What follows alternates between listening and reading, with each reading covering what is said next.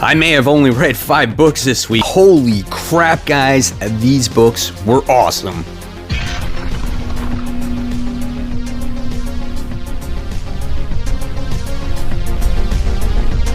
Hey, all my webheads out there, welcome back to Comic Book Corner 2.0 and fans. I am your host, Mike Spider Slayer, always helping you make decisions of what comic books to buy. And today, guys, I'm bringing you another episode of After the Poll. That's right, guys. This is the video series where each week I go over some of the most highly anticipated books that I was looking forward to reading and see if they live up to the hype. And let me tell you, the books I read so far were actually really good. So I'm looking forward to sharing them with you. But before we get started, guys, I just want to let you know about Glass Cabinet Hobbies.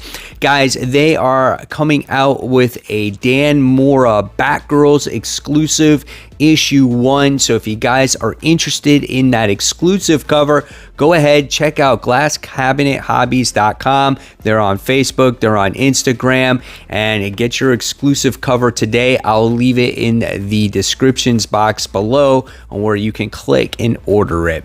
All right, guys. So let's get started with this week's episode of After the Poll. All right, guys, so book number 1 that we're talking about is the second issue of Knighted. This is AWA's version, I guess, of Batman, but kind of in a comical way, especially when you found out how the main character became the Knight, right? So basically, he was just your average Joe Schmo by the name of Bob.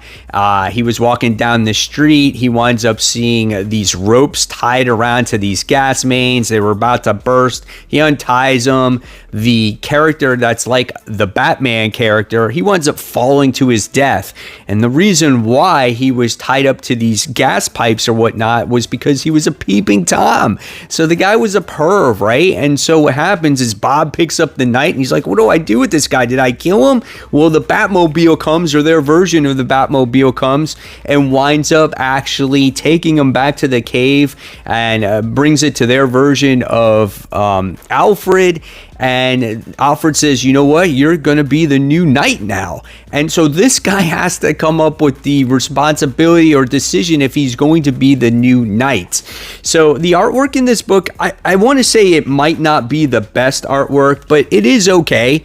And seeing this guy, Bob, contemplate if he wants to be the Knight is actually kind of what this story or this issue really is about. We get to learn a little bit more about his life in this issue, about how his nephew has cancer and he's trying to help with his chemotherapy, but obviously doesn't have enough money to help, especially since he dumped all his money into this engagement ring where his fiance said no.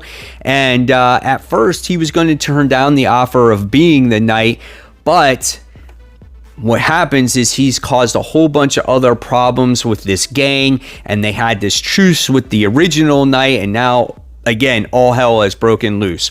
It's a pretty good book. I like it. Was it as strong as the first issue? Maybe not, but I love this concept of a well-established hero that was killed, and then we just get this average Joe Schmo who's going to go on one mission to see if he can be the Knight and take the mantle and kind of fix everything that he screwed up. So if you're looking for a different type of book with a little bit of humor, decent pacing, I think Knighted is a pretty good book, so definitely check this one out. Next on the list, like I say every week, it's not a show without an Amazing Spider-Man comic book in it, and this one goes to the Amazing Spider-Man 80 Point Beyond. So this is the issue that has Spider-Man in his coma, Peter Parker, and you have Aunt May and Otto Octavius teaming up together to help find a cure for Peter to hopefully help him get out of his coma. And this issue actually really surprised me. I was hoping that this was going to be good because it had nothing to do with Ben Reilly and the Beyond Corporation. It just strictly had to do with Otto Octavius and Aunt May. The artwork in this book was actually fine. It was satisfying. I mean, there's not a lot of action in this book. There is definitely a lot of dialogue in here. But I love the team up between the two characters, between Aunt May and Otto Octavius here. It was kind of a little cringy at times with their relationship on like how close they were actually getting and how kind of Otto Octavius wanted to hit on Aunt May. But again, they were working together to try to go to the prison where the UFOs were actually at and get all the materials needed from those characters to help create a concoction to battle Peter's coma, right? So what you learn in this book, though, as much as Otto Octavius loves Aunt May and wants to be with her, and hopefully Aunt May helps guide Otto in the right direction, he can't ever change. He goes kind of crazy in this issue.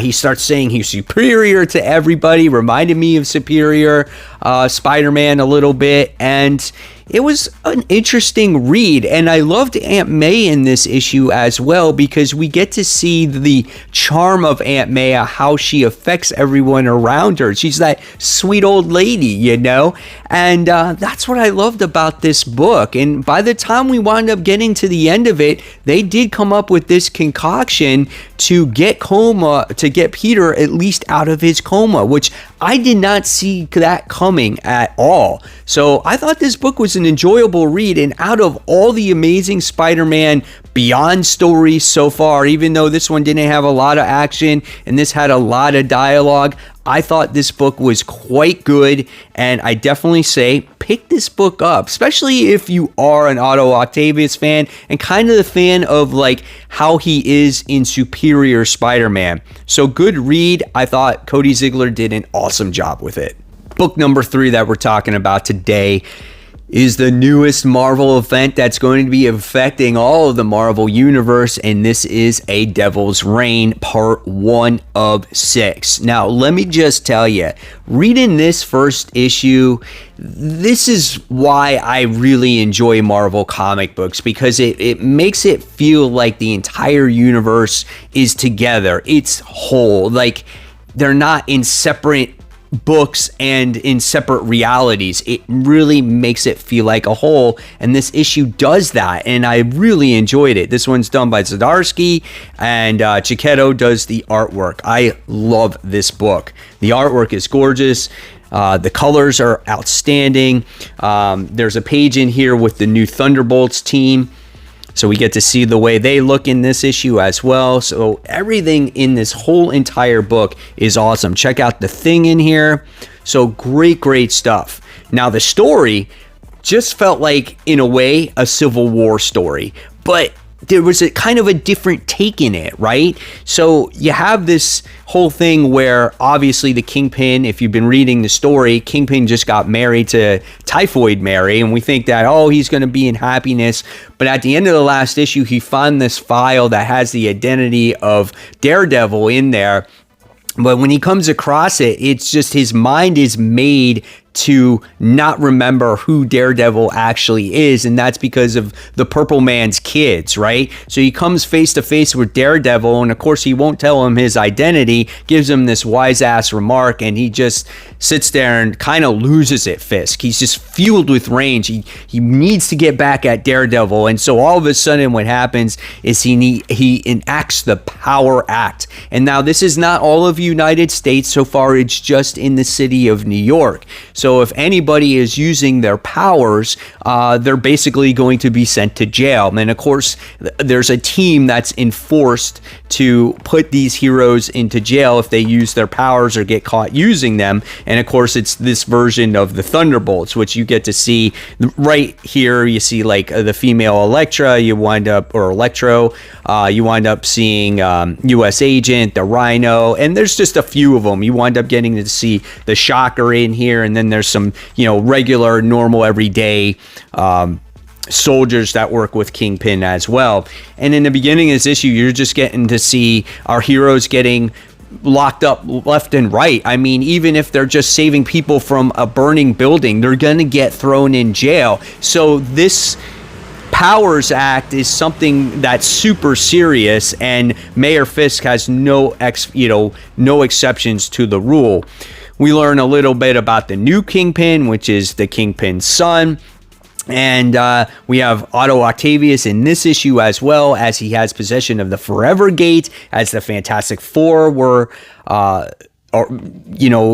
out there to get arrested as well. So there was a lot of things. But the cool thing is you saw a lot of different characters in this book, like Jessica Jones and Luke Cage and Miles Morales and Ben Reilly and even Darkhawk. He's got a limited series out there, but yet he is in this book. And this is what I mean about it feeling like a true Marvel comic book, right?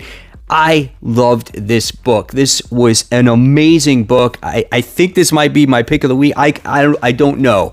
I have a lot of other books, but this was a great event. Again, it's something that's familiar, something that I have read before, but it's just a new take on the story. In many ways, you know how they said that they came up with that Civil War II book, and that book sucked ass? Well, this seems like more of a Civil War II. Definitely a recommend, guys. All right, webheads, book number 4 that we're talking about today is Dark Knights of Steel, issue 2 of 12. Man, oh man, this book was so good. By the time you got to the end of this book, I was like, holy shit. And we are introduced to a lot of stuff, right? And now there's going to be just this whole out complete war based off of what happened at the end of the last issue, and it was absolutely insane. Let's take a look at this artwork in this book. I think the artwork is gorgeous in here. I love the way Bruce looks as the Dark Knight. Obviously he's wearing like a knight armor and whatnot. I love the characters' facial expressions. They look good in here. You wind up seeing Black Knight or Black Lightning and his family in this issue as well. And then we get introduced to Wonder Woman in this book. And she looks really good too. And she's in a relationship with a new female, right? And her name is Zala-El. And she's Superman's, I'm assuming, younger sister in this world. And you're just like, whoa, who is this character? So she's in first appearance in this universe, and she's having a relationship with Wonder Woman. Now, you don't see very many relationships with Wonder Woman in it, but I thought that was interesting. But in this issue, right, finding out that Jor-El died, right, causes a lot of stir up within the kingdoms or the factions or whatever it is. You got Black Lightning's bunch of characters that do not like Superman in his castle or his house because they take everybody in as prisoner just as a precaution, especially when it comes to magic. So it's like they almost show racism towards magic characters, and they have a whole dungeon full of people just as precaution. And you see that in this book, which was actually kind of cool. And you obviously get to see the Amazons in here, and there's like 3 different castles or things going on in this stuff. But as soon as Zala-El finds out this news that her father was killed, she flies off, right? And let's just say she goes to Black Lightning's castle and she does something very, very wrong when it comes to that kingdom. And then what's going to set off, it's going to set off this huge war. And I was like, wow. So I was totally into this. The other really interesting part of this book is what Bruce does to Oliver when he captures him after he finds out that he's the one that actually killed Jor-El. And the secret's not out of the bag yet about Bruce being the son of Jor-El as well. And so you get to see some kind of confrontation between the two characters about how Bruce is not part of their true family and he can't have any input on what's going on. My gosh, there was so much that happened in this book, and by the time you get to the end of it, you're just like, I can't believe this. This is awesome.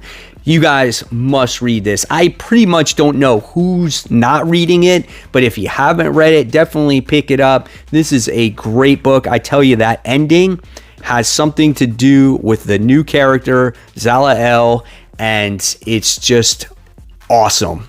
And it's bad. So you're going to want to read that. Guys, let me know what you thought of this comic in the comments section below.